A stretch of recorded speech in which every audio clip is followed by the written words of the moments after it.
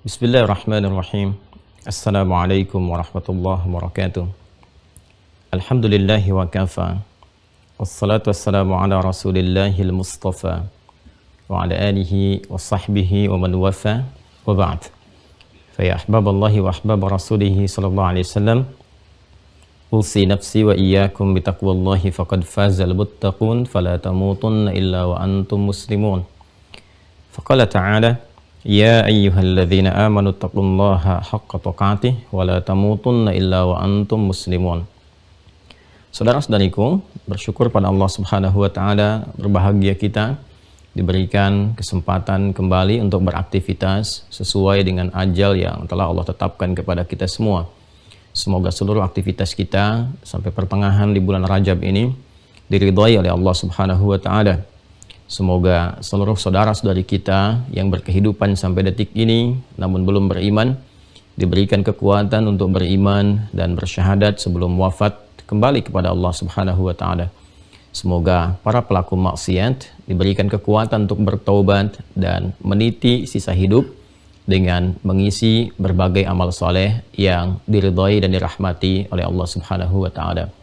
Dalam rangka itu, kita mencoba untuk menguatkan kembali pengetahuan dasar kita beragama, berislam, sehingga dengan itu meningkat kualitas keberagamaan kita dalam menunaikan ibadah dan juga bisa bertambah kuantitas amal saleh yang mengiringi pembuktian keimanan kita kepada Allah Subhanahu wa taala.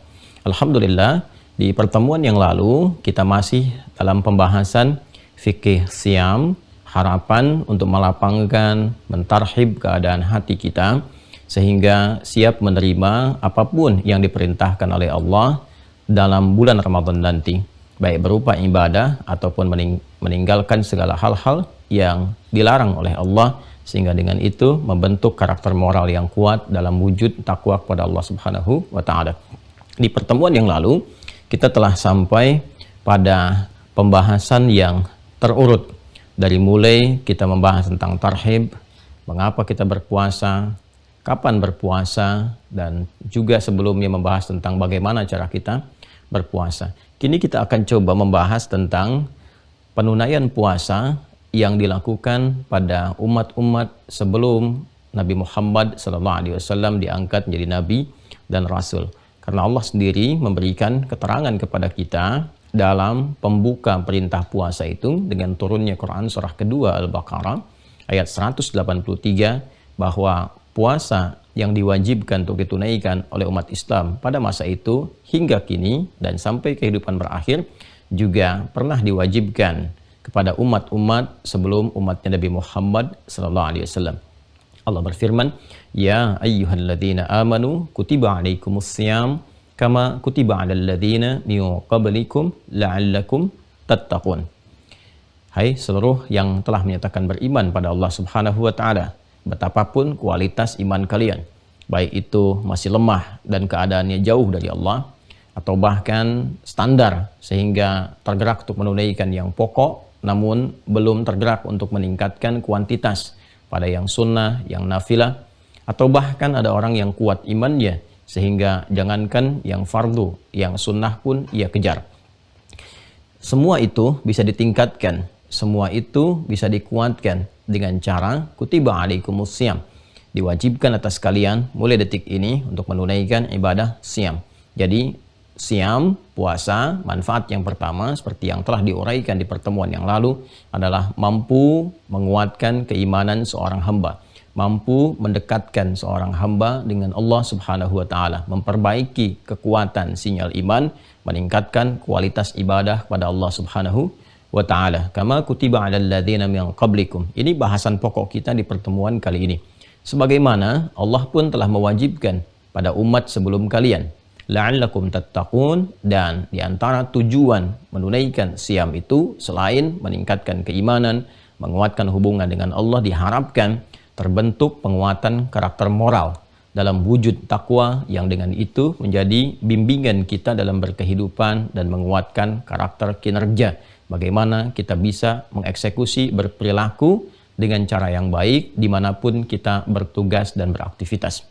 Siapakah orang-orang yang pernah menunaikan ibadah puasa ini atas dasar perintah Allah Subhanahu wa taala. Baik, mari kita turunkan pembahasan kali ini dengan menurunkan satu bagian dari pembuka ayat Al-Qur'an, kama kutiba 'alal ladzina min qablikum. Bismillah, saya akan beralih ke sebelah sini untuk memudahkan tulisan. Kama ya kutiba 'alal ladzina min qablikum. Kan? Baik. Kama kutiba 'alal ladzina min qablikum.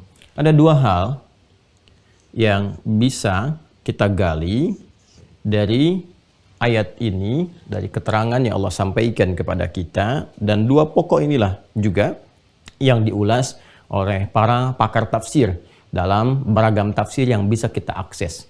Baik tafsir yang terkait dengan hukum secara langsung, ya seperti tafsirnya misalnya Al-Imam Al-Qurtubi, ataukah juga tafsir yang memadukan berbagai hal baik dari kebahasaan, ya pendekatan linguistik, sampai kemudian ke aspek sejarah, sampai ke penerangan makna-makna, baik itu yang sifatnya lalu, ya ataupun juga yang kontemporer. Sekarang ada tafsir misalnya Al-Wasit karya Syekh Muhammad Sayyid Muntawi, Syekhul Azhar sebelum yang sekarang, Syekh Dr. Ahmad Tayyib. Kemudian juga ada tafsir At-Tahrir wa Tanwirnya Syekh Ibnu Ashur, kan? Kemudian juga kalau kita ingin gali dalil ke dalil, ya biasanya ini ayat diterangkan nanti dengan hadis, diterangkan dengan perkataan para ulama dari kalangan misalnya sahabat ataupun tabi'in dan seterusnya, seperti tafsir Al-Qur'anil Azim karya Al-Imam Ibnu Katsir rahimahullahu ta'ala. Ya, atau kita ingin gali kedalaman sesuatu, ya dari segi maknawinya yang jarang terjangkau, ya kan? Nah, itu nanti ada Ruhul Ma'aninya Al-Imam Al-Alusi, ya. Ada banyak hal yang bisa kita gali, atau kita mau menggali yang paling misalnya agak mendekati ke masa-masa lampau seperti tafsirnya Ibnu Jarir At-Tabari, ya, Jami'ul Bayan itu, ya. Itu juga bisa kita dapati beberapa keterangan ini. Umumnya tafsir dimaksud juga sudah saya lihat, saya baca itu kan, dari mulai kita menulis makna ayat puasa itu, dan dua atau keseluruhan itu akan terpusat pada dua bagian ini. Baik, yang pertama adalah dari uslub. Uslub itu gaya bahasa, ya, yang ditampilkan di ayat ini secara gramatikal dulu, ya. Gramatikal, tapi bukan mengacu kepada susunan nahwu dan sharaf, ya, tentang harokat dan perubahan setiap kata. Tapi pada posisi ini, ya, posisi ini, ya, secara utuh, secara kalimat keseluruhan. Apa manfaat dari munculnya, ya, kalimat ini atau keterangan ini dari sela-sela perintah menunaikan ibadah puasa dan tujuannya. Jadi Allah kan membuka untuk memerintahkan puasa, ya ayyuhalladzina amanu kutiba alaikumussyam, ya kan? Kemudian tujuannya yang paling pokok selain meningkatkan iman, la'allakum tattaqun. Bisa saja sesungguhnya di luar Al-Qur'an, bisa saja, itu kan? Kalimatnya berbunyi, ya ayyuhalladzina amanu kutiba alaikumussyam la'allakum tattaqun. Tapi ketika Allah yang maha berkehendak, maha mengetahui, yang maha menguasai segala hal, ya kan? Kemudian menghadirkan ini, kama kutiba 'alal ladzina min qablikum, ini apa hikmahnya? Ya, apa yang bisa kita raih dari sini? Manfaatnya apa? Gitu kan? Jadi kalau kita ngaji di ilmu nahwu ini masuk al-jumlah al-i'tiradiyah, ya kan? Satu jumlah susunan kalimat yang muncul di sela-sela dua hal atau hal tertentu yang disampaikan yang punya makna tertentu. Ya, dulu saya sempat menghadirkan untuk proposal awal tesis itu saat di Tripoli, judulnya Al-Jumlah Al-I'tiradiyah fil Qur'anil Karim, ya, tentang makna jumlah i'tiradiyah di dalam Al-Qur'an dalam tinjauan ilmu bahasa, khususnya dalam pendekatan balaghah. Baik. Yang pertama,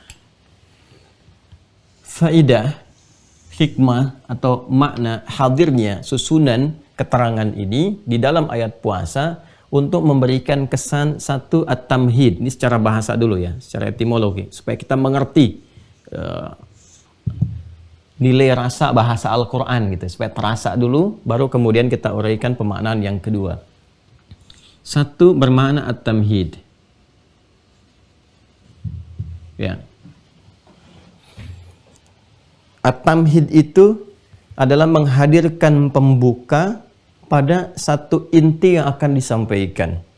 Ya, menghadirkan satu pembuka bisa jadi informasi, kan? Nanti tujuannya macam-macam. Ya, setiap ada satu pembuka untuk mengantarkan pada satu inti tertentu yang akan diutarakan atau akan dilakukan, itu disebut dengan tamhid. Ya, kadang-kadang bisa dihadirkan dalam bentuk tulisan. Jadi kalau Anda baca kitab ada pembukanya, misalnya tertulis tamhid, nah itu pembukaan yang mengantarkan pada inti tulisan. Ya, bisa juga nanti dalam bahasa lain ada muqaddimah. Ya, muqaddimah itu sesuatu yang diawalkan. Jadi bedanya apa penekanannya? Kalau muqaddimah itu kan dari kata qaddama, yuqaddimu, gitu kan? Ada sesuatu yang diawalkan untuk ditampilkan. Tapi kalau at-tamhid itu lebih kepada menghadirkan sesuatu untuk persiapan awal. Dari mahada yumahidu, menyiapkan sesuatu, kan? Ya, persiapan awal akan datangnya sesuatu yang inti yang kemudian. Ya, dari kata mahada ini pernah dengar ada Imam Mahdi, ya. Nanti mungkin satu saat saya gali tentang spesifik kajian tentang akhir zaman, ya. Dan sekarang kayaknya sudah mulai berpindah nih, ya, pada pembuka awal gitu. Ini kayaknya mesti dikaji, cukup penting juga. Lain waktu ya, nanti insya Allah kita coba hadirkan bila Allah memberikan kesempatan luang untuk mengkaji itu. Nah, Imam Mahdi itu kenapa disebut Mahdi? Ya, salah satu di antara sekian maknanya adalah karena ia datang sebagai pembuka yang mengantarkan nanti sosok-sosok inti yang datang, yang memberikan satu penegasan akan risalah penutup yang disempurnakan oleh Rasulullah Nabi Muhammad Sallallahu Alaihi Wasallam. Nanti banyak hal yang bisa kita ulas. Nah, ini fungsinya pertama secara kebahasaan, ya, secara gramatikal dalam tinjauan bahasa Arab. Ini jumlah ini, susunan dari ayat ini yang berada di antara ayat-ayat pembuka puasa dan mengenalkan tujuannya, ingin mengantarkan, kan, kepada satu bagian inti puasa yang akan ditunaikan dengan menyampaikan info dulu. Ya, tujuannya apa info ini disampaikan sebagai pembuka? Nah, di antara tujuan tamhid kalau kita ngaji di ilmu bahasa, yang pertama adalah tujuannya untuk melapangkan. Ada yang pertama nih, ya. Melapangkan hati, ya, baik itu pendengar, ya, ataupun objek perintah, sehingga dengan kelapangan hati ini muncul satu, ya, semangat untuk menunaikan motivasi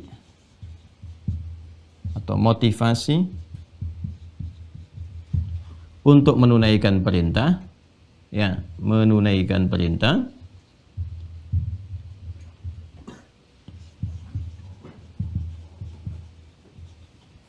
Yang kedua, ya, terambil dari ini juga melapangkan hati, ya, keadaan lapang atau cenderung lebih tenang, ya, dalam menunaikan perintah, kan? Menunaikan perintah. Baik. Saya akan bahas dari bagian yang kedua dulu di sini untuk memudahkan pemahaman kita. Baik, fokus sejenak teman-teman sekalian. Kama kutiba 'alal ladzina min qablikum. Sebagaimana atau seperti Allah pun telah mewajibkan kepada orang-orang yang terdahulu. Baik, ini kalimat ini, jumlah ini, susunan ini diawali dengan kalimat pembuka yang mengandung unsur perintah. Ya ayyuhalladzina amanu. Hai semua yang telah beriman saat ini, gitu kan? Kutiba 'alal ladzina, kutiba 'alaikumus-syiyam. Diwajibkan atas kalian sekarang menunaikan puasa. Baik. Nah, kalau sampai di sini kalimat disampaikan, "Hei orang-orang beriman, Anda citrakan diri kita misalnya berada dalam kondisi pertama menerima perintah itu. Pertama menerima instruksi itu. Hei orang beriman, rasakan itu untuk kita. Pertama kali kita terima, ya. Kutiba 'alaikumus-syiyam. Mulai sekarang kamu wajib puasa, ya. Baik, awal menerima ini secara fitrah ya, secara fitrah. Walaupun nanti bergantung pada tingkat keimanan. Kalau semakin tinggi imannya, sudah sami'na wa ata'na, sami'na wa ata'na. Apapun itu karena tahu hikmah. Ya, tapi tidak semua orang-orang kan bisa membaca itu. Hikmahnya apa? Ini kan, ini manfaatnya apa dari sini? Taunya kan perintah. Ya, tapi ketika perintah itu disampaikan juga dengan informasi yang memberikan kelengkapan, perhatikan kalimatnya. Orang dulu juga sama menerima perintah seperti kamu sekarang. Ya. Atau bahasa lainnya, bukan kamu saja yang sekarang diminta puasa, dulu juga umat yang sebelumnya diminta puasa juga. Ya. Sama dengan di sekolah atau anak-anak di rumah, misalnya kan, ya, Anda minta kepada adik, tolong buang sampah ya.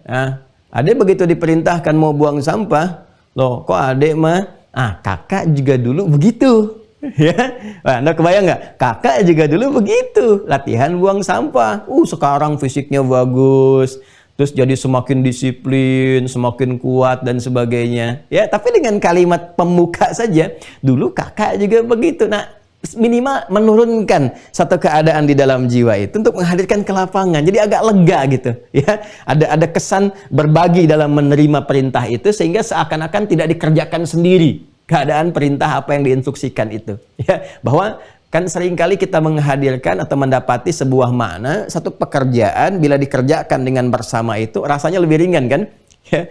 Makanya puasa Ramadan kenapa nggak kerasa kita ya menunaikan puasanya, kan ada kesan bersemangatnya tinggi, kemudian juga luar biasa dari fajar kadang ke maghrib nggak terasa menunaikan padahal lumayan panjang, ya. Kenapa menjadi ringan? Karena kita merasa semua menunaikan. Ya, semua orang menunaikan, orang-orang Islam. Semua menunaikan. Lihat orang Islam ini puasa. Bahkan yang non-Muslim pun juga sama-sama mengondisikan keadaan yang mendukung umat Islam itu untuk berpuasa. Itu kan bahkan ada yang ikutan misalnya jualan barang-barang tertentu untuk mensupport orang puasa. Ada yang jualan kurma, dan ada yang jualan kadang pakaian dan sebagainya. Jadi kondisinya terbawa. Beda ketika puasa Senin, saya kan puasa Kamis, Ayyamil Bid, Senin, Kamis, belum tentu ada orang mau puasa itu ya bisa merasakan kemudahan yang serupa seperti menunaikan Ramadan. Karena ketika dilihat orang lain, ya ada yang makan atau ada yang tidak puasa dan sebagainya.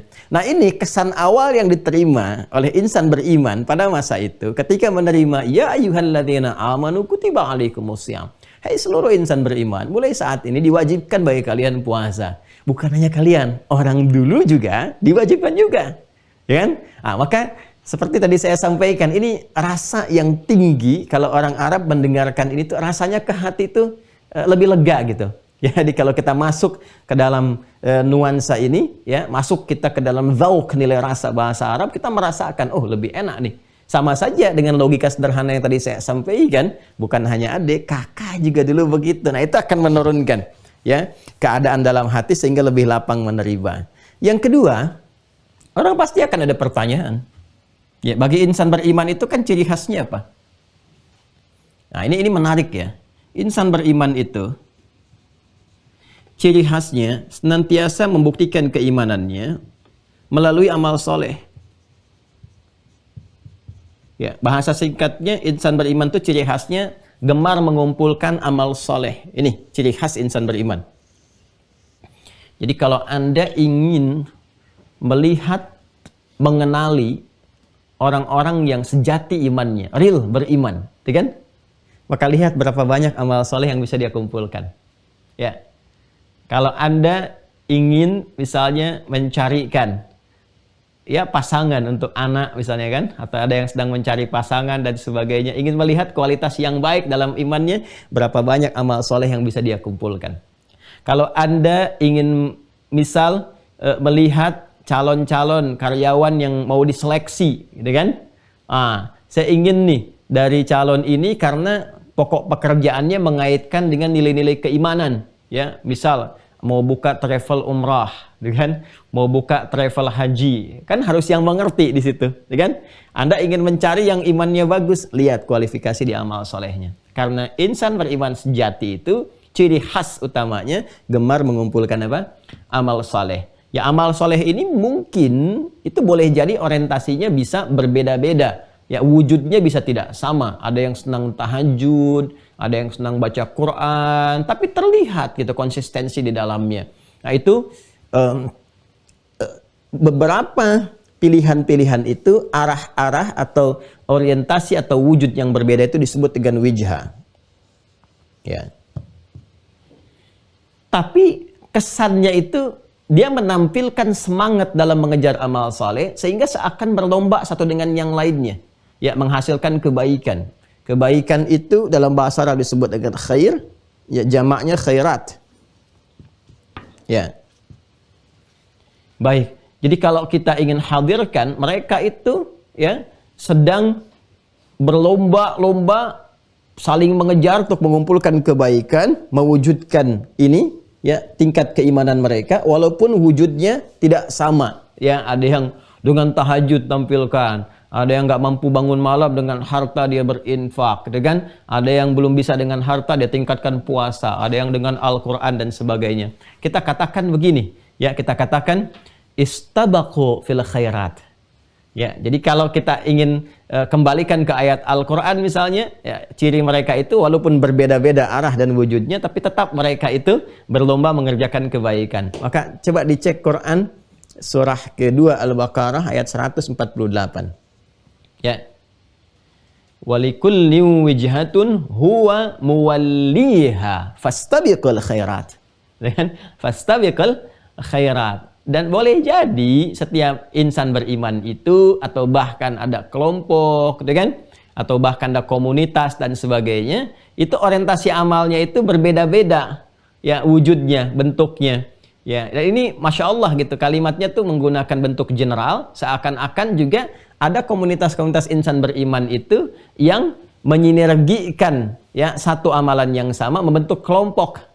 Ya, teman-teman yang senang tahajud bikin kelompok tahajud ya. Terus di situ saling mengingatkan misalnya, saling WA, saling message, saling membangunkan, pasang alarm.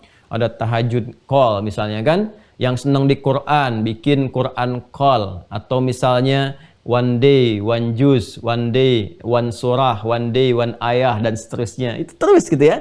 Nah, ini. Jadi cirinya begini, teman-teman sekalian. Cirinya mengumpulkan amal. Jadi setiap insan beriman itu kalau sudah tampak terlihat imannya, maka ciri pertama bagaimana dia bisa berlomba meningkatkan amalnya. Dan dalam perlombaan ini ya, selalu ingin tampil lebih baik. Lebih baik. Ya, namanya orang berlomba pasti ingin capai yang paling awal kan? Ya, dengan kualitas terbaik kan? Jadi walaupun saya nih cara berpikirnya begini, saya memang belum bisa konsisten bangun malam, tapi Allah titipkan nih pada saya berupa harta benda. Wah, itu yang dikejar lewat infaknya, lewat sedekahnya, itu kan, dan seterusnya. Wah, saya ini terlihatnya belum mampu nih lewat harta, itu kan, tapi ada peluang ya menunaikan apa? Peluangnya dengan menunaikan misalnya puasa. Senang nih dengan berpuasa itu, maka dia kejar dengan puasa. Apapun jenis-jenis puasa yang bisa didapati, ya, itu dia lakukan. Nah, itulah yang disebut dengan fastabiqul khairat. Apa motivasinya? Ingin menampilkan kepada Allah pembuktian iman yang sejati. Ya? Jadi ciri iman sejati itu satu, gemar menunaikan amal soleh, ini, ya kan? Yang kedua, ada motivasi untuk menjadi lebih baik. Apa kaitan dengan ini, dengan tamhid ini? Ini pembuka ayat puasa itu Al-Baqarah 183, antara kewajiban dan tujuannya ditengahi dengan tamhid, dan tamhid ini awalnya dibuka dengan kalimat iman. Ini menariknya. Ya ayyuhalladzina amanu. Ya ayyuhalladzina amanu. Ya ayyuha alladzina amanu. Ya, seperti ini. Hai semua pemilik iman. Ini dia. Sedangkan kembali ke sini, nih, karakteristik pemilik iman yang sejati gemar mengumpulkan amal soleh. Karena itu ketika mendengar ini diturunkan, baru sampai ya ayyuhalladzina amanu, sudah kelihatan tuh sahabat-sahabat yang memang notabene memiliki iman sejati langsung mengatakan sami'na wa ata'na. Nunggu apa nih? amal soleh yang akan disampaikan. Perintah apa? Kalau bahasa sekarang, siap perintah. Kan? Petunjuk kemudian datang. Kan? Karena ada yang siap petunjuk, siap perintah. Ya? Ini sami'na, kami dengar. Wa ata'na, kami taat, siap perintah. Apa nih perintahnya? Kan? Nah, ini menarik. Jadi begitu kemudian imannya disentuh, ini gambarkan, citrakan ayat ini untuk kita gitu, untuk mengetahui kadar keimanan yang ada dalam jiwa kita. Ya ayyuhalladzina amanu, tuh hati kita disentuh. Karena Quran itu manhaj dan mukjizat saat yang bersamaan. Jadi bukan hanya untuk 1-2 generasi sampai kehidupan berakhir. Sepanjang kita mengatakan beriman, maka ayat itu berlaku untuk kita. Jadi bukan hanya sahabat yang kita lihat bahwa ketika mereka menerima ya ayyuhalladzina amanu sami'na wa ata'na, itu pelajaran bagi kita bagaimana meningkatkan kualitas iman bisa seperti itu. Ya. Nah, ini gambaran yang pertama. Jadi saat ya ayyuhalladzina amanu terkait dengan iman, maka ini yang menarik. Pembuktian peningkatan amal soleh ini menjadi relevan untuk ditampilkan, sekaligus jumlah ini susunan kama kutiba 'alal ladzina min qablikum menjadi penguat motivasi untuk menampilkan penunaian ibadah siam itu, puasa itu lebih baik daripada orang sebelumnya. Karena kan sedang diperlombakan ini. Ya, kita sedang berlomba. Ya, berlomba dengan siapa? Kama kutiba 'alal ladzina min qablikum. Kalau bahasa bebasnya begini. Insan beriman, mulai saat ini tunaikan puasa ya. Bukan kamu saja, orang dulu juga diberikan perintah untuk puasa itu. Manfaatnya banyak. Nah, lebih baik ya daripada mereka. Kamu harus lebih unggul. Kamu harus lebih baik dibandingkan orang-orang terdahulu yang pernah menunaikannya. Kamu sekarang masih punya kesempatan menunaikan. Orang terdahulu sudah selesai. Ya, kan sudah ada yang meninggal, sudah kembali, sudah selesai. Sekarang risalah penyempurna. Seperti orang dulu pernah tunaikan, kamu pun akan tunaikan juga dengan hadirnya perintah ini. Cuma ketika kamu punya kesempatan lebih, tunaikan lebih baik dibandingkan dengan mereka. Tuh. Dalam ya? Nah, inilah makna di sini at-tamhid dalam kalimat kama kutiba 'alal ladzina min qablikum. Baik, ini dari segi kebahasaan. Jadi kalau kita sekedar melihat terjemah ya, dalam konteks ini kita baca seperti sebagaimana Allah wajibkan pada orang-orang terdahulu, kita hanya dapat sampai di situ saja, dan paling kajiannya adalah kepada bagian kedua ini, tanda tanya terbalik gitu kan, siapa orang-orang terdahulu yang kemudian pernah mendapati perintah yang serupa. Nah, kalau sudah paham ini baru kita beranjak ke sini, okay? Baru beranjak ke sini. Jadi saya simpulkan dulu, kama kutiba 'alal ladzina min qablikum itu punya dua makna utama ya, yaitu yang pertama untuk melapangkan hati dalam menerima perintah sehingga ringan untuk ditunaikan, Ada unsur ringannya atau mudah untuk ditunaikan. Ya. Kemudian juga ini ada semangat dan motivasi untuk menunaikan perintah yang dimaksudkan lebih baik daripada orang-orang yang pernah menerima sebelumnya. Jelas ya? Nah, baru kita kemudian pindah kepada siapa orang-orang sebelumnya yang telah dimintakan untuk berpuasa. Baik, di sini para ulama memberikan pandangan yang sangat luas sekali. Masya Allah, kalau ulama dulu itu literasinya ya begitu luas dan analisisnya begitu tajam dan thiqah, terpercaya. Luas, tajam, terpercaya, gitu kan? Nah, ada dua pendekatan di sini. Pendekatan pertama, pendekatan mengenai aspek ibadahnya saja, yaitu pada puasanya. Artinya sifatnya masih general, masih umum, ya kan? Untuk menjawab pertanyaan, siapa yang pernah berpuasa? Gitu. Ya. Jadi umumnya bukan umat Islam saja yang dengan lahirnya Quran surah kedua Al-Baqarah ayat 183 turunnya ayat ini jadi kewajiban untuk berpuasa. Orang dulu pun pernah ada yang berpuasa. Jadi sebelum umatnya Nabi Muhammad SAW sudah ada yang puasa, gitu kan? Nah, misal kalau jarak terdekat itu kan ada yang Nasrani, umatnya Nabi Isa alaihissalam, Yesus Mesias, itu kan Nasrani. Baik. Nanti kalau mau lebih detail, nanti dalam kajian perbandingan agama, ya itu bisa didalami. pembahasan tentang perbandingan konsep keberagamaan ya dengan argumentasi ilmiah, yang dengan itu kita mencoba mencari titik-titik kebenaran sejati untuk diyakini dengan pandangan objektif dan menyerahkan keputusan ya sepenuhnya kepada setiap insan untuk bisa mengambil kebenaran yang dimaksudkan atau memilih apa yang dia kehendaki dengan konsekuensi masing-masing. Itu tinjauan Islam dalam konteks perbandingan agama. Indah sekali ya. Nanti ayatnya banyak ya. Apa yang mau saya sampaikan? Yang mau saya sampaikan nanti ada perbedaan diksi, dan diksi ini juga menunjukkan perbedaan dilalah ya, perbedaan bahkan makna tertentu antara Nasrani misalnya dengan Kristen. Itu ada perbedaannya. Jadi saya tampilkan Nasrani di sini untuk menekankan pada satu makna tertentu ke pengikut Nabi Isa alaihissalam.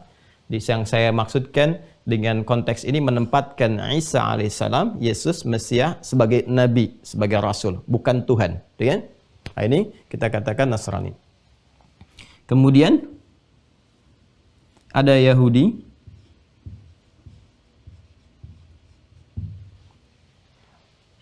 Ya, dengan segala turunannya, ya turunan-turunan ini kan ke atas nanti ya, dinisbatkan kaitannya dengan Bani Israel dan sebagainya. Walaupun ini nanti ada perbedaan-perbedaan penekanannya dan juga melahirkan makna yang berbeda. Di kaidah bahasa Arab, ziyadatul mabna tadullu ala ziyadatil makna. Jadi bertambahnya satu huruf saja, bertambah atau berkurang satu huruf itu bisa memengaruhi kepada makna. Apalagi kalau katanya berbeda. Ya ini satu Bani Israel, satu Yahud, kan? Satu lagi nanti kaum Musa. Jadi ada umatnya Musa, ada Yahudi, ada istilahnya Bani Israel. Itu nanti berbeda-beda konteks ketika diksi itu disampaikan. Turunnya ke sini. Ya. Dan ini nanti juga ada yang sifatnya umum, artinya keyakinan-keyakinan ardi, kreasi manusia di bumi yang secara budaya gitu kan, membentuk satu tradisi ya, yang juga wujudnya berupa puasa. Ya. Jadi kalau kita ke atas ini teruskan yang penyempurna yang sekarang ya umat Nabi Muhammad SAW, ini Islam gitu kan, dalam konteks ini, dalam konteks pembahasan ini gitu kan, ini ada puasa.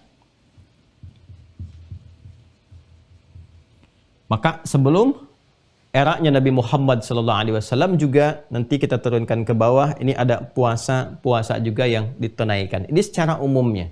Ya, kita lihat misalnya di Nabi Isa alaihissalam, ya beliau berpuasa juga. Berpuasa. Nanti ada jenis-jenis puasa yang pernah dipraktikkan di zaman Nabi Isa alaihissalam. Bahkan nanti saya akan bahas ketika merilis ke sini kama kutiba 'alal ladzina min qablikum. Ini teman-teman sekalian, ketika ada kata kama ini ya yang menunjukkan tasbih, penyerupaan yang serupa ya. Nah, ini juga ada penekanan. Penekanannya apa? Ya, selain menunjuk pada aspek umum pernah berpuasa, nanti ada aspek yang khusus.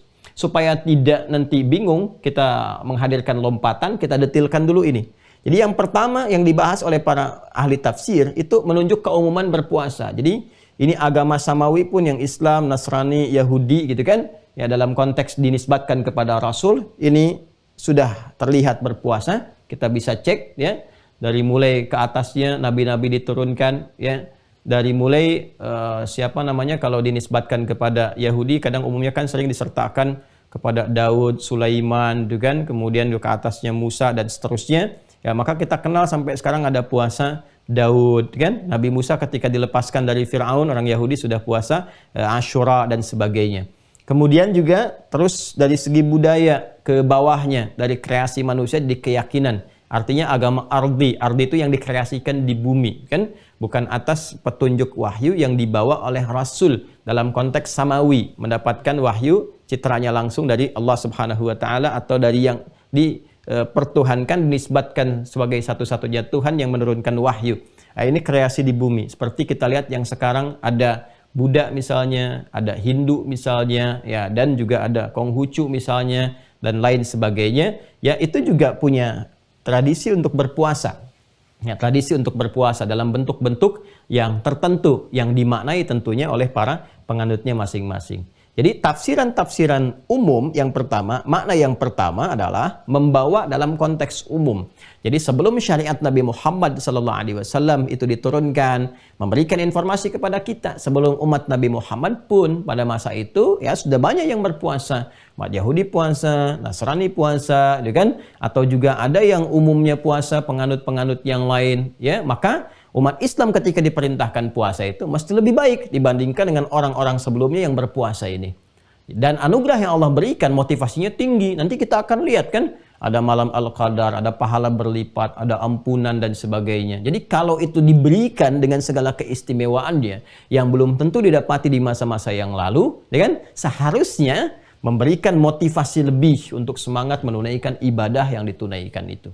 Jadi tafsir pertama dari pertanyaan siapa umat terdahulu juga yang berpuasa, maka ada yang sifatnya umum, memberikan jangkauan yang luas sifatnya kepada umat-umat sebelum Nabi Muhammad. Kalau dinisbatkan pada keyakinan, apakah itu Yahudi, apakah itu Nasrani, atau agama Ardi, kan? Di Hindukah, di Budakkah, dan macam-macam sebagainya. Di generasi-generasi itu sudah ada juga tradisi, atau juga bisa disebut dengan syariat, sesuai dengan keyakinannya masing-masing untuk menunaikan ibadah siam, ibadah puasa. Dan saya detilkan tuh di buku makna ayat puasa itu. Jadi kalau Anda masuk ke halaman, kalau nggak salah 68 tuh ya. 68 itu ada pembahasan tentang siapa umat-umat terdahulu, saya detilkan tuh. Bahkan berapa banyak, ada yang disebut puasa A, puasa B, puasa C, dan sebagainya. Baik. Sekarang secara khusus nih. Secara khusus, secara spesifik. Ini yang sangat menarik. Kembali kepada apa yang tadi saya isyaratkan. Ya ayyuhalladzina amanu, ini kutiba alaikumusiyam. Hai orang-orang yang telah beriman, mulai sekarang diwajibkan bagi kalian untuk menunaikan ibadah siam, puasa. Kama, nah ini menariknya nih. Kama, seperti halnya, kan? Nah, kama ini ada rasa, kan? Ada rasa, terasakan dalam diksi ini, kalau kita bawa ke dalam bahasa Arab dengan pendekatan ilmu balaghah, ada nuansa tashbih, nuansa yang serupa. Ya, ada satu nuansa yang serupa, yang sama gitu. Serupa, ada yang sama. Artinya apa? Artinya ya jenis puasanya sama. Ya, diberikan waktu yang sama gitu ya, walaupun namanya mungkin dulu berbeda, tapi keadaannya sama seperti itu. Jadi kalau sekarang kita menerima Ramadan, ya Al-Baqarah ayat 185 itu, syahrul Ramadan alladzi unzila fihil Qur'an. Makanya komentar-komentar para ahli tafsir itu ya ketika memberikan informasi kepada kita, dan itu terlacak dengan sanad, ya menyampaikan sama diberikan Ramadan juga, artinya dengan jumlah yang sama, dengan keadaan yang serupa, ya seperti orang dulu sebagaimana, kan? Jadi kalau ada redaksi kama itu menunjukkan keserupaan gitu, keserupaan. Ini bisa pada macam-macam, ya bisa pada nilai misalnya, bisa pada keadaan, bisa pada materi, ya. Ya, misal kita ngaji sedikit balaghah ya, sedikit saja. Kita ingin katakan pada pasangan kita, bisa. Saya ingin katakan pada istri saya, misalkan, kamu cantik seperti rembulan, kan? Nah, kita ingin serupakan di kecantikannya misal, ya. Kita ingin serupakan di kecantikannya, maka kita katakan anti kal badri ka fil jamala. Wah, ini masih lengkap ini. Ya, ada tasbihnya ada tasbihnya ada, musyabahnya ada, musyababehnya ada. Kalau kita ngaji balaghah ya, sedikit ya. Anti, kamu, gitu kan? Nah, kalau suami mau katakan pada istri, ya kan? Ya, mama, gitu kan? Mama deh, masya Allah cantik banget deh kayak rembulan, gitu kan? Nah, ini pakai ka nih. Anti, ya engkau, ka al-badri, seperti purnama. Ya, purnama, bukan qamar ya. Kalau qamar itu bulannya, jangan mau kalau disebut kayak bulan. Bulan kan kalau apa tuh bahasa Ukrainanya itu korodok ya. Apa namanya, nggak sepenuhnya halus gitu kan. Jadi bulan kalau bendanya kan nggak sepenuhnya halus. Ya, tapi kalau purnama kan maksudnya cahayanya ya, beningnya, bagusnya gitu, baiknya. Ini berarti antikal badri gitu kan, engkau bagaikan purnama fil jamalah, dalam kecantikannya, di keindahan, indah untuk dipandang.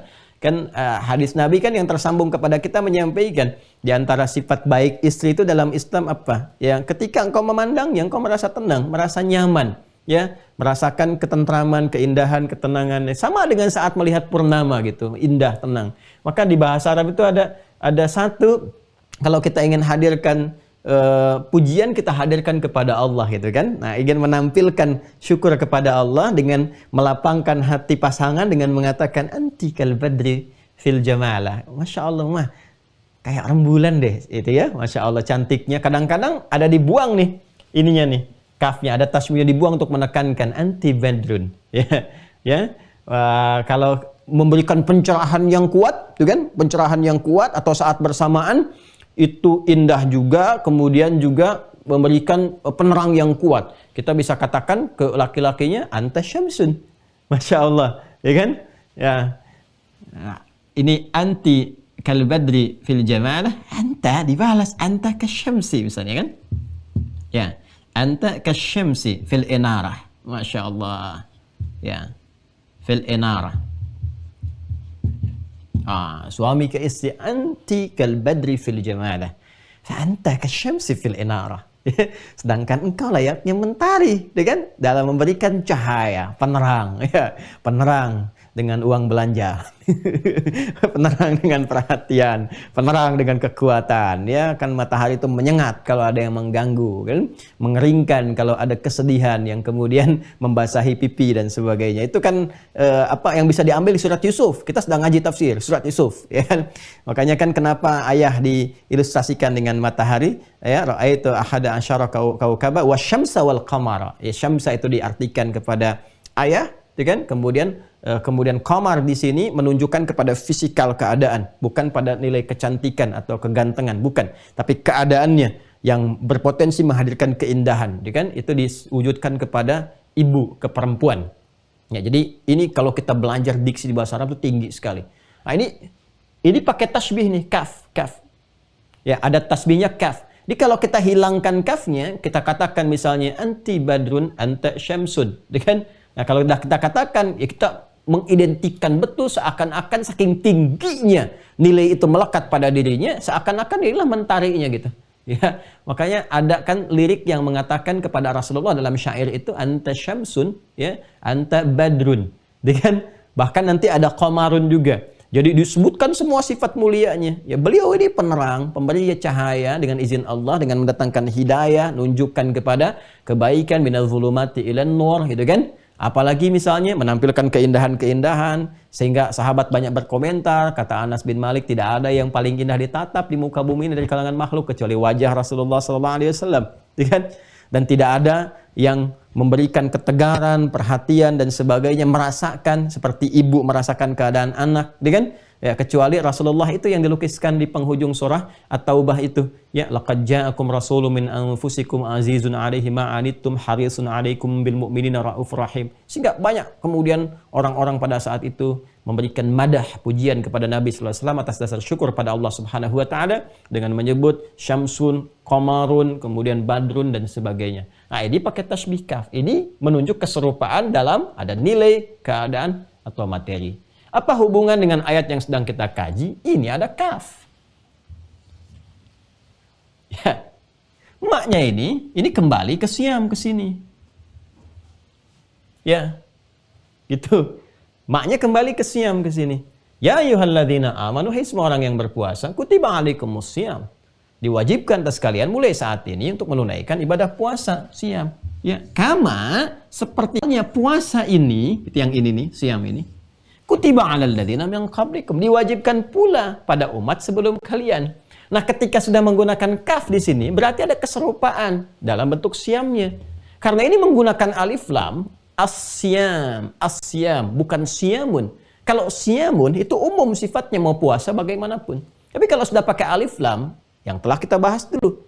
Ya, ada aturannya, ketentuannya, ada kekhususannya, jumlahnya, waktunya dan sebagainya. Ya, maka ada yang mencoba untuk mendalami literasi ini, didalamkan, diluaskan spektrumnya dan menemukan bahwa keterangan-keterangan ada umat sebelum umatnya Nabi Muhammad SAW yang diperintahkan oleh Allah Subhanahu Wa Taala untuk menunaikan ibadah puasa seperti halnya umat Islam mendapatkan Ramadan dengan jumlah yang serupa, dengan waktu yang sama, gitu kan? Walaupun nanti ada teknis-teknis secara syariat yang memberikan kekhususan sehingga terlihat di satu titik agak berbeda karena memang keadaan umat yang tidak sama. Itulah fikih Islam. Jadi waktunya diberikan sama. Misalnya 29-30 hari. Zaman yang dengan itu memberikan perubahan-perubahan karakter.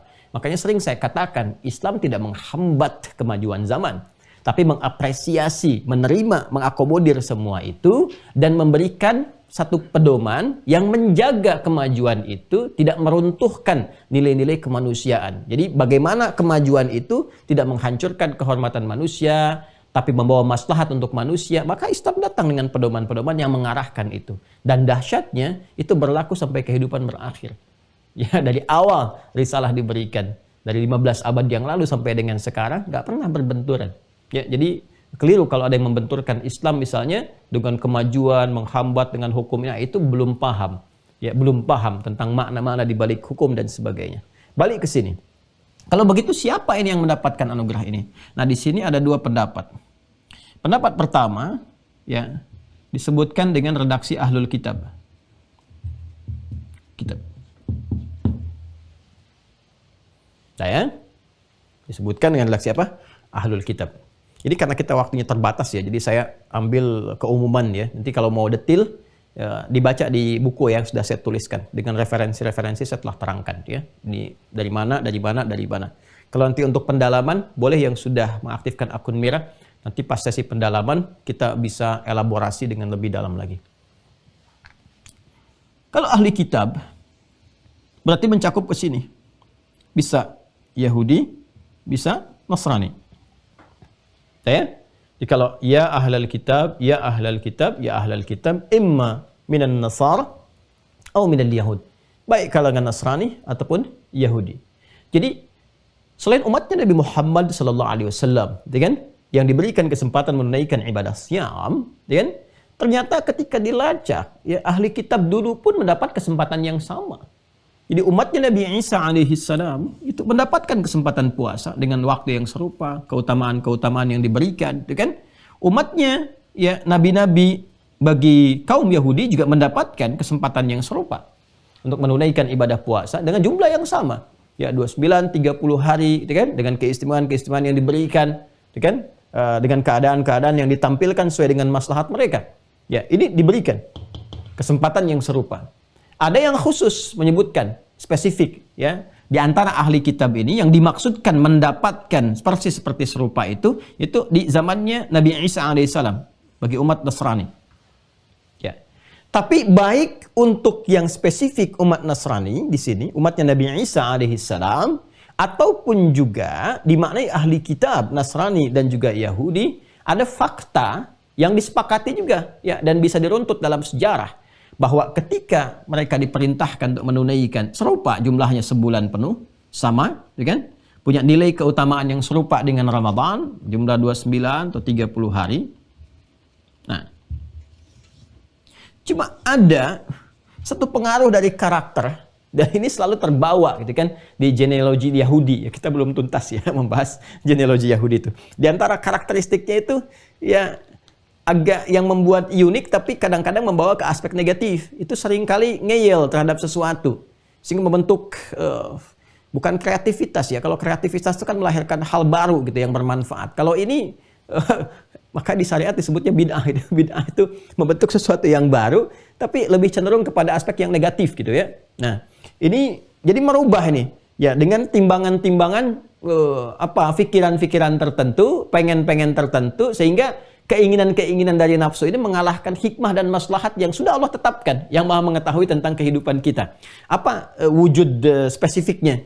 Jadi ketika diberikan 30 hari ini, sebulan lah kurang lebih 29-30 hari, dan jatuhnya tetap ya Ramadan, dalam konteks ini Ramadan gitu kan. Artinya satu waktu yang ditetapkan oleh Allah Subhanahu wa taala yang dia akan berputar tuh mengiringi setiap waktu. Cuma mereka tidak menginginkan kalau itu jatuh di musimnya, khususnya musim panas. Ya. Kan ada 4 musim pada umumnya, musim panas, musim dingin, gitu kan? Musim semi, musim gugur. Ya. Ya kan? Baik. Al-saif, al-syita, rabi', kemudian kharif, gitu kan? Ada musim panas, musim dingin, semi dan gugur. Nah, ini kalau jatuh dia di 2 musim ini khususnya, gitu kan? Panas ataupun juga musim dingin, khususnya yang ada di musim panas ini, karena siangnya kan lebih panjang, gitu kan? Siang lebih panjang. Dan dingin, malam lebih panjang. Karena nanti di umat sebelumnya itu mereka sendiri yang memberlakukan. Kalau malam-malam hari itu mereka tambahkan. Ya, ada yang puasa untuk berhubungan. Jadi ada yang malamnya pokoknya nggak boleh berhubungan suami istri terus itu kan. Nah, sehingga nanti ada yang dilebarkan lagi tidak menikah sama sekali kalau sudah mengabdi ya untuk mengabdi kepada syariat, kepada agama. Itu dikreasikan demikian. Bukan dari petunjuk Allahnya harus begitu karena tidak mungkin ada petunjuk menyalahi fitrah. Ya, kan fitrah manusia itu selalu ada ketertarikan kepada lawan jenis. Itu selalu itu, ya. Bagaimanapun Anda mengingkarinya, tapi tidak bisa menyalahi fitrah yang ada dalam jiwa. Karena itu agama memberikan pendampingan. Jangan sampai rasa ketertarikan ini melampaui hukum-hukum yang ya, secara normalnya mesti terjaga. Sehingga tidak melahirkan satu tindakan-tindakan yang kontraproduktif dan saling melukai. Maka ada hukum di situ, hukum pernikahan, hukum lamaran, ta'aruf, dan sebagainya. Nah ini fitrah, jadi nggak mungkin ada manusia yang kemudian bisa menghindari fitrah itu. Mengendalikan barangkali dengan keadaan-keadaan tertentu punya batasan-batasan dengan puasa dan sebagainya. Tapi mengingkari fitrah dengan menghilangkan itu semua, itu sulit untuk dilakukan. Ya, dan pada tingkatan tertentu akan terjadi penyimpangan. Ya, hubungan yang terlarangkah misalnya, atau bahkan bukan sekedar terlarang, tapi mungkin nanti ada lebih daripada itu jangkauannya. Berhubungan saja tanpa akad dan sebagainya, itu sudah keliru. Sekarang kalau sudah sesama jenis misalnya, atau dari memanfaatkan anak-anak dan sebagainya, itu yang lebih repot lagi. Ya. Nah, saya mau kembali ke sini.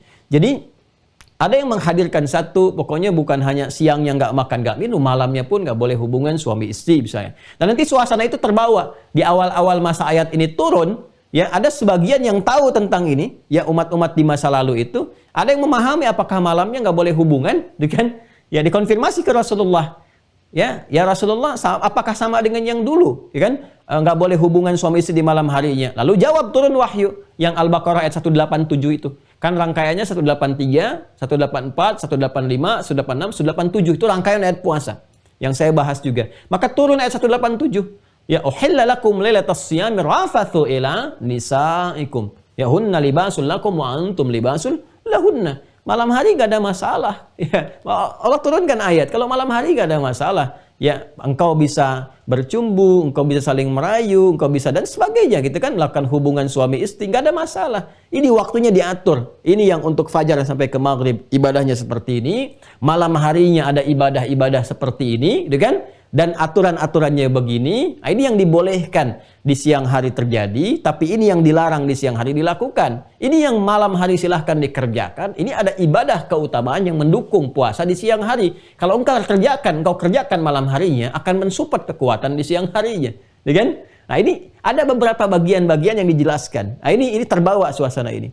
Ada yang kedua begini, kalau jatuh musim panas, ya kalau jatuh musim panas, tadi kan musim dingin nih. Musim dingin kan malamnya lebih lama. Malam lebih lama. Karena malam lebih lama, mereka kreasikan sendiri. Nggak boleh hubungan suami istri sebulan. Itu kan. Di bawah malamnya berlangsung lama. Musim panas, siangnya lama. Karena siangnya lama, ujian menahan lapar dan hausnya lebih lama. Maka apa yang terjadi? Ya itulah dia. Genealogi yang sebelumnya itu. Jadi mereka pindahkan tuh. Ini ke musim semi aja deh. Jadi kalau jatuh musim panas, musim dingin, mereka pindahkan ke musim semi. Ya, dan mereka berpikir supaya nggak salah-salah amat, ya, dan si amat pun belum tentu salah. Supaya nggak salah-salah amat dan Tuhan ridho dengan kita, itulah kreasinya nih. Supaya Tuhan ridho dengan kita, katakan, dan nggak terlalu banyak dosanya, nggak salah-salah amat, gitu tambahin 20 hari. Tambahin 20 hari. Jadi mereka membuat sebuah kompensasi gitu kan. Kompensasinya apa? Yang tadinya sebulan, taruhlah 30 hari misalnya kita genapkan. Karena kami pindahkan, harusnya jatuh musim panas, dipindahkan ke musim semi. Harusnya ada musim dingin, dia pindahkan ke musim semi. Karena berharap musim semi itu stabil antara siang dengan malamnya. Ya kan? Seperti kita di Indonesia nih, Masya Allah, Alhamdulillah, gitu kan? Khatil istiwa, di garis ekuator. Nah, itu mereka tambah 30 plus 20 hari. Nah, jadi 50 hari. Itu pun nanti nggak konsisten lagi. Ya. Nanti lama-lama nggak ditunaikan, bikin momen lagi, puasanya sekian hari, sampai nanti dari sekian syariat yang bertahan itu cuma hari ke hari saja. Ya. Misalnya ada puasanya yang Asyura, gitu kan? Nanti ada beberapa yang diteruskan juga, di Nasrani juga ada dan sebagainya. Kalau mau diteruskan, ya. Ya, kalau Kristen pembahasannya beda lagi nanti ya. Karena kalau diksinya tadi saya katakan kalau diksi Nasrani dengan Kristen itu berbeda. Kalau kita memahami Nasrani ya, ini diksi ini menunjukkan pengakuan terhadap Isa alaihissalam, Yesus Mesias sebagai nabi, bukan sebagai Tuhan. Ya. Kalau kita berbicara tentang nanti pemahaman dalam Kristen menempatkan Isa alaihissalam, Yesus sebagai Tuhan. Nah, itu nanti di antara titik perbedaan yang kalau ingin didalami di situ, ya. Karena itu ketika nanti Nabi Isa mengonfirmasi kalangan Hawariyun itu, ya man ansari ilallah, siapa yang mau jadi Nasrani, ya penolong kepada dakwahku untuk menuju Allah Subhanahu wa taala. Maka mereka mengatakan nahnu ansarullah, ya kan? Ya, kami yang akan masuk ke dalam barisan ini, gitu kan? Amanna billahi wasyhadu bi anna muslimun. Kami saksikan kami beriman, gitu kan, kepada Allah Subhanahu wa taala, ikut ajaranmu wahai Isa alaihissalam, wahai Yesus ya al-Masih, Mesias, gitu kan? Dan saksikan bahwa kami termasuk yang patuh tunduk, kami muslim. Nah, itu yang dipahami dalam konteks ini. Ini pemahaman di kita ya, di dalam Islam dengan mengeluarkan nilai-nilai keterangan dalam Al-Qur'an. Dan itu bisa diuji nanti. Bisa diuji keterangannya, argumentasinya dan sebagainya, dan di akhir pun kebenaran yang didapatkan tetap diberikan ruangnya secara objektif untuk dipilih, untuk dipeluk tanpa dipaksakan kepada siapapun. Nah, itu indahnya demikian. Jadi kita mendapat kesempatan untuk meraih pencerahan-pencerahan atau informasi-informasi yang mendukung keyakinan. Kan keyakinan itu hak asasi terdalam yang paling dihargai dalam Al-Quran. Di Islam itu sangat menghormati keyakinan itu, karena itu hak asasi yang paling dalam. Karena itu diberikan kesempatan untuk mencari kebenaran. Karena dihargai, diberikan petunjuk semaksimal mungkin untuk menemukan jalur kebenaran itu. Ya, sekalipun keputusannya dikembalikan untuk memilih pada manusia masing-masing, ya, dan hukum Allah menjadikan adil, semua mendapatkan petunjuk yang serupa. Dan konsekuensi itu kemudian dipikul oleh setiap orang yang mengambil keputusan dari apa yang dipeluknya saat berpulang kepada Tuhan yang sejati, Tuhan yang sesungguhnya, yaitu Allah Subhanahu wa taala.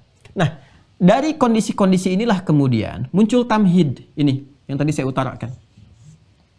Umat dulu pernah dikasih, bahkan yang serupa, senilai dengan Ramadan. Ada keutamaan, ada kebaikan. Cuman kadang-kadang ya ada yang nggak seriusnya. Yang serius ada, yang nggak serius juga ada. Yang minda-mindain, yang nambahin, yang mengkreasikan ini, yang itu. Nah, ketika dihadiahi, ya umat Nabi Muhammad SAW, bahkan dengan keistimewaan yang bertambah. Ada ampunan dari dosa. Man shoma ramadhana imanan wa ihtisaban ghufira lahu ma taqaddama min dhanbi. Man qama ramadhana imanan wa ihtisaban ghufira lahu ma taqaddama min dhanbi. Disiapkan pintunya khusus namanya Ar-Rayyan. Dengan ya inna lis-shaimi baban yuqalu Ar-Rayyan. Inna lis-shaimi baban fil jannati yuqalu Ar-Rayyan. Sungguh bagi para pelaku puasa itu ya ada satu pintu khusus untuk masuk surganya namanya pintu Ar-Rayyan. Ya, maka mereka akan dipanggil masuk pintu itu. Kemudian ketika mereka semua sudah masuk, fa'idza dakhaluhu ughliqa, langsung seketika ditutup, ada pintunya. Kemudian spesifik ada malam Al-Qadar, yang ini sulit didapatkan karena ini berkaitan dengan turunnya Al-Qur'an. Inna anzalnahu fi lailatul qadar. Banyak keistimewaan. Karena itu ketika muncul tamhid di sini, kama kutiba 'alal ladzina min qablikum, bukan hanya menjelaskan umat dulu yang pernah puasa. Untuk memberikan satu langkah keringanan kita menunaikan. Tuh, kamu umat Islam, ayo, semangat puasanya. Karena bukan hanya kamu, Yahudi pun dulu pernah puasa, Nasrani pernah puasa, bahkan nanti umat-umat lain tuh ada yang kelihatan puasa juga, gitu kan? Kamu harus semangat. Ya. Yang kedua, lakukan lebih baik. Nah, lebih baik itu kan harus ada ukuran. Karena itu ukuran di akhirnya ditutup dengan kalimat taqwa. La'allakum tattaqun. Ini ukurannya. Jadi kebaikan dalam menunaikan takwa itu bukan berapa banyak itu ditunaikan. Seperti dulu pernah ditambahkan 30 tambah 20 hari. Kan? Ya, bukan itu poinnya, tapi berapa banyak kemuliaan yang dihasilkan dari pendidikan puasa itu yang menghasilkan takwa. Nah, ini pembedanya. La'allakum tattaqun. Nah, jadi Ini yang ingin kita urai, kita tekankan dari pembahasan tentang siapa umat terdahulu, orang-orang terdahulu yang juga pernah mendapati kewajiban menunaikan ibadah puasa, dan secara fitrah sesungguhnya, ya walaupun ada yang memiliki keyakinan bertuhan kepada selain Allah Subhanahu wa taala, secara fitrahnya itu pasti akan merasakan manfaat dari puasa. Karena itu juga mereka berpuasa. Ya, karena itu mereka berpuasa, dan fitrah itu kan yang melekatkan siapa? Allah. Jadi fitrah itu sebetulnya bagian dari petunjuk untuk menemukan jalan kebenaran. Karena Allah sendiri menyebut dirinya dengan Fatir. Ya, Fatiris samawati wal ardh. Alhamdulillahi Fatiris samawati. Gitu kan? Di Quran surah ke-35 surah Fatir.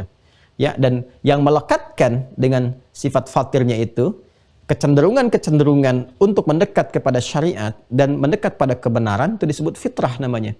Ya, dan di antara fitrah itu maknanya adalah kecenderungan untuk beragama. Ya, untuk memenuhi kebutuhan roh. Karena itu disajikanlah kemudian paket beragama disebut dengan ad-din, diberi nama dengan Islam. Di mana kita temukan di Al-Qur'an bahwa kecenderungan kepada agama itu bagian dari fitrah. Itu di Quran surah 30 Ar-Rum ayat 30. Fa'aqim wajhaka lid-dini hanifa. Ya, maka hadapkan dirimu, penuhi kebutuhanmu itu ya kepada ad-din. Ad-din, ya, frame untuk beragama, konsepsi beragama. Ya, secara lurus, secara benar, dengan cara yang benar. Jadi kalau beragama mesti benar, karena itu menu bagi jiwa. Ya, seperti Anda makan untuk menu fisik pun benar. Kalau salah makan sakit, ya. Seperti Anda belajar pun mesti benar. Kalau salah pilih ilmu bisa bahaya. Ya, salah belajar bisa konslet, bisa keliru, ya, bisa bahaya. Maka jika akal saja harus benar, mesti sehat, fisik harus sehat, iman mesti sehat. Karena roh itu pokok dari segalanya, ya kan? Karena itu ketika Allah menampilkan fa'aqim wajhaka lid-dini, kemudian diberikan keterangan hanifa. Hanifa itu lurus benar. Ya, ada unsur kebenaran, ada unsur yang lurus, unsur yang baik, itu hanif namanya. Ya, itu hanif.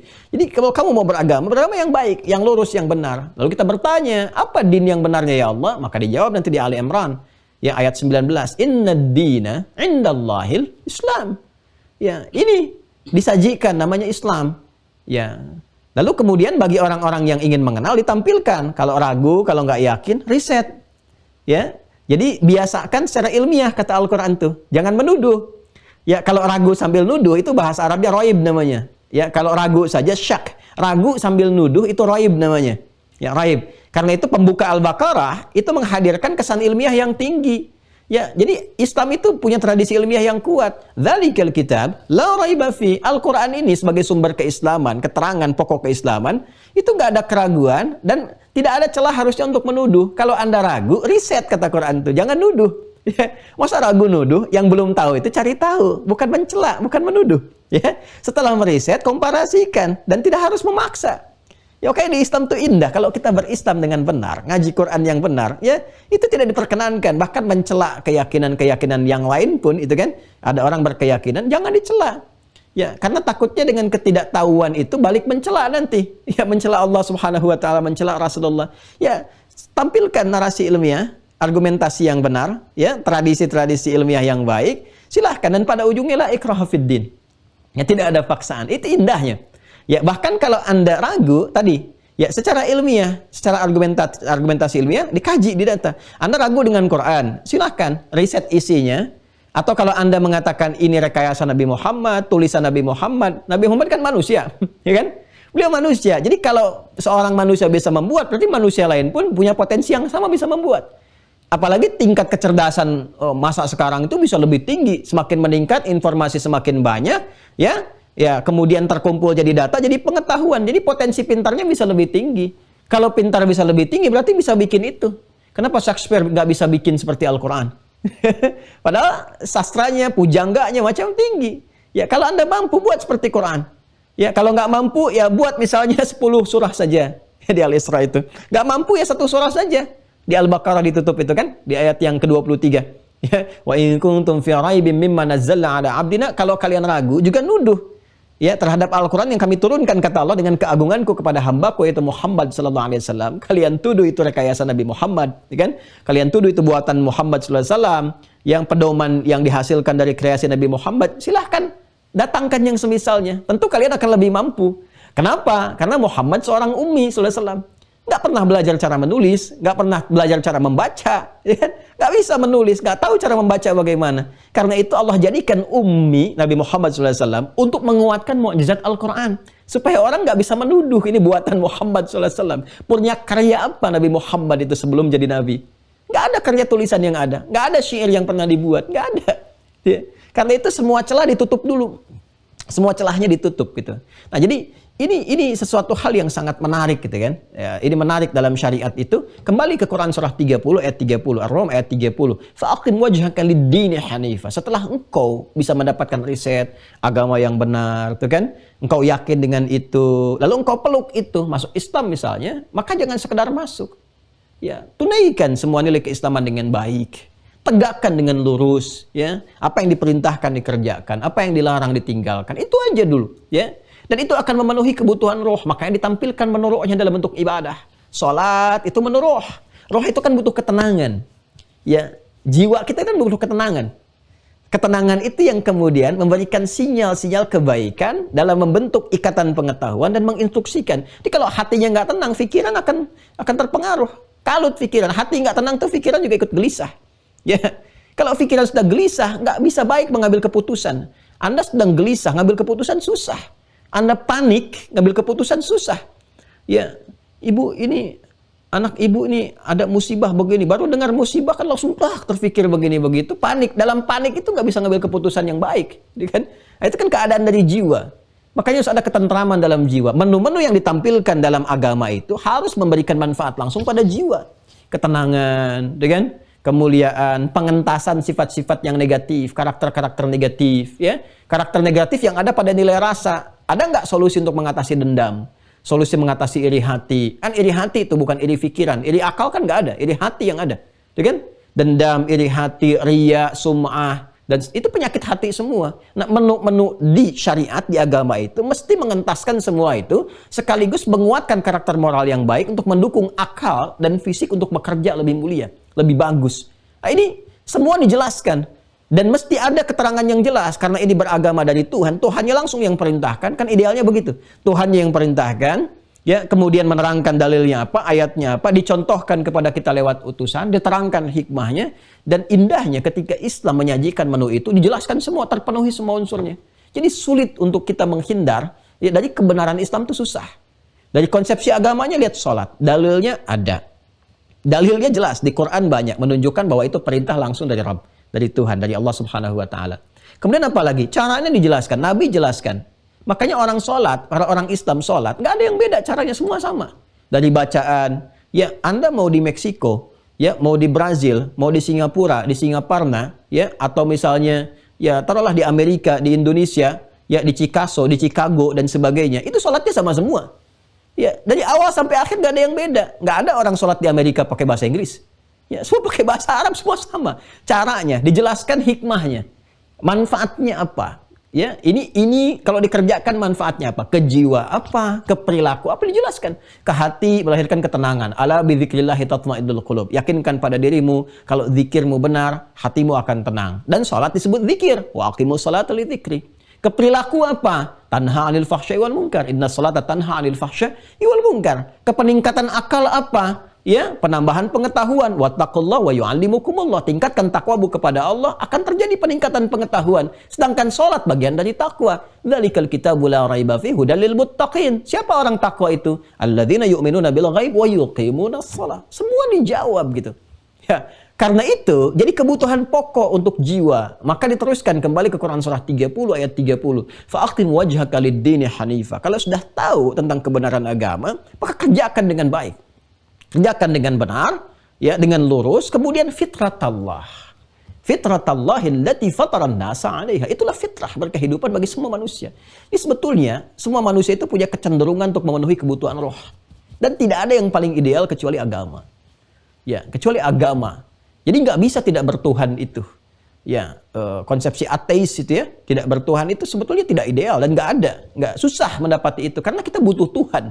Ya, jiwa manusia itu butuh Tuhan. Dia yang menisbatkan pada alam semesta pun sebetulnya sedang mencondongkan keadaan rohnya kepada yang dikuasakan. Kan yang dikuasakan itu Tuhan namanya. Ya kan?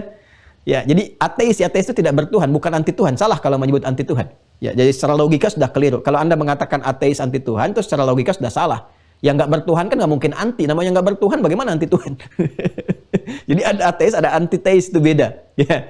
Nah, jadi kalau anti Tuhan itu kufur namanya. Kalau ateis itu tidak bertuhan. Paham yang memahamkan keadaan dirinya untuk tidak bertuhan. Dan itu nggak bisa karena keluar dari fitrah. Karena itu jiwa akan terus mencari. Ya, dalam pencarian itu dia memosisikan Tuhan misalnya sebagai semesta, sebagai bagian dari gambaran konsepsi kehidupan. Unsur perubahan itu bingung sendiri nanti. Bingung tuh. Jadi kalau untuk menemukan kata Tuhan itu dikreasikannya kepada macam-macam. Jadi kebingungan sendiri. Ya, bingung sendiri. Biasanya kalau orang cenderung masuk ke situ, itu ciri dasarnya itu lebih memusatkan segala hal itu kepada aspek logika, kefikiran. Jadi semua ingin ditangkap tanpa menyadari bahwa ada keterbatasan di balik logika itu. Jadi akalnya baik, ya akal logikanya itu sehat cara melogikakan, tapi rohnya tidak terpenuhi. Ya karena tidak terpenuhi, ya itulah tidak sampai kepada pencarian yang hakiki gitu. Nah itu biasanya konsepsi dunianya merasakan kepuasan dalam berpikir, tapi tidak menyiapkan bekal untuk memisahkan diri dari dunia ini ketika terpisah dengan sesungguhnya. Bahasa singkatnya kalau meninggal itu, nah itu yang kesulitan yang repot saat menghadapi nilai-nilai spiritual. Karena meninggal kan rohnya yang keluar, bukan akalnya yang pergi, tapi rohnya yang keluar. Nah ketika roh keluar itu dia nggak siap karena nggak ada konsepsi untuk roh. Ya, ini kita bicara iman sehat ya. Jadi ada akal sehat, ada iman sehat. Ya, di balik iman yang sehat ada akal yang kuat dan fisik yang ideal. Ya, jadi ini gambarannya. Masya Allah ya, dari Al-Baqarah sedikit bisa nyambung kemana-mana ini. Jadi inilah kembali ke sini, kama kutiba 'alal ladzina min qablikum. Saya ingin menegaskan gini, Muslim itu harus cerdas. Muslim itu harus kuat cara berpikirnya. Karena kita disebut Muslim itu patuh tunduk kepada Allah. Sedangkan Allah itu maha mengetahui, maha berilmu, maha segalanya. Kita belajar dari yang maha, harusnya punya keunggulan. Dan itu orang-orang Islam dulu itu, ya cerdasnya sudah nggak terukur. Cerdasnya cerdas melampaui masanya gitu. Ya, di orang Islam tuh mesti pintar. Jadi kalau ada yang pintar, orang Islam mesti paling pintar. Kalau ada yang baik, orang Islam mesti paling baik. Karena semua ajarannya itu mengerucut pada puncak kebaikan. Di puncak kebaikan itu namanya takwa. Kita itu punya banyak narasi takwa. Harusnya kalau jadi Muslim, harus jadi yang paling baik. Ya, jadi kalau ada yang jujur, itu Islam itu harus paling jujur. Ya, jadi kalau ada orang ngaku Muslim korupsi, itu bermasalah gitu. Harus dibimbing jadi lebih baik. Ya, dibimbing lebih baik. Kita kan sedang menghindari celaan dan sebagainya. Ya, itu konsepsinya. Pokoknya kalau Masya Allah itu, kalau kita benar-benar mempelajari dengan baik, indah. Tidak ada yang nggak indah dalam Islam tuh. Nggak ada yang nggak indah. Semuanya nyaman, baik, ya mulia. Nah ini yang kita gali di kesempatan pagi hari ini. Jadi kita sudah dapatkan satu ayat ya, insya Allah secara utuh. Ya ayyuhalladzina amanu sudah saya terangkan, kan? Hai semua orang yang beriman, maknanya sudah saya terangkan. Kutiba alaikumusiyam, diwajibkan bagi kalian menunaikan puasa. Sudah saya terangkan kenapa pakai kutiba, kenapa kemudian pakai asyam. Dan ala itu menunjukkan penekanan. Ya, jadi kalau sudah kutiba ala berarti sangat ditekankan. Ya, sangat ditekankan. Jadi sesuatu yang sangat melekat. Ya, sangat melekat. Tapi kalau dalam konsepsi pahala dan dosa itu nanti bisa beda. Ya, jadi kalau Anda misalnya mendapatkan narasi sesuatu yang salah pakai ala, itu artinya melekat. Ya, lawannya nanti yang positif itu pakai la. Ya, makanya di Al-Baqarah ayat 286 itu setiap kita beramal kan ada dua konsekuensi. Kalau soleh dapat pahala, kalau salah dapat dosa kan? Ya, kita dapatkan ngaji di Al-Baqarah ayat 286 ayat terakhir. La yukallifullahu nafsan illa wus'aha. Laha ma kasabat wa 'alaiha maktasabat. Jadi iktasabat pakai ala, kasabat pakai laha. Ya, awas tuh jangan salah memahami. Kalau la itu positif. Laha kalau dia kasabat mengerjakan yang baik, gitu kan? Maka mendapatkan cepat dari Allah diberikan berupa pahala. Pahalanya cepat langsung dituliskan. Ya. Ya, wa 'alaiha maktasabat. Kalau dia berbuat buruk, maka akan lekat keburukan baginya sebelum dia taubat. Tapi indahnya begini, ini kalau ngaji bahasa tuh dalam sekali. Ya. Coba kasaba dengan iktasaba. Pendek mana bacaannya? Kasaba. Kasaba cuma 3 huruf, kaf sin ba. Kan kalau ke sifat amal tambah tak di ujungnya, kasabat menunjukkan banyak, kan? Atau kembalikan kepada nafas. Nafas itu kan muannas bajazi gitu, sifatnya menggunakan tak. Kemudian iktasaba itu berapa huruf? Bisa 5. Ya. Ada alif, kaf atau hamzah wasal, kaf, kemudian ta, sin, ba, ta lagi. Ya, ta maftuhah, ta ta'nits. Iktasabat, kasabat, iktasabat. Kasaba, iktasabat. Itu dasarnya. Pendek mana? Kasaba. Ya, panjang mana? Iktasaba. Cepat mana mengucapkan? Kasaba. Kan? Iktasaba. Ya, panjang.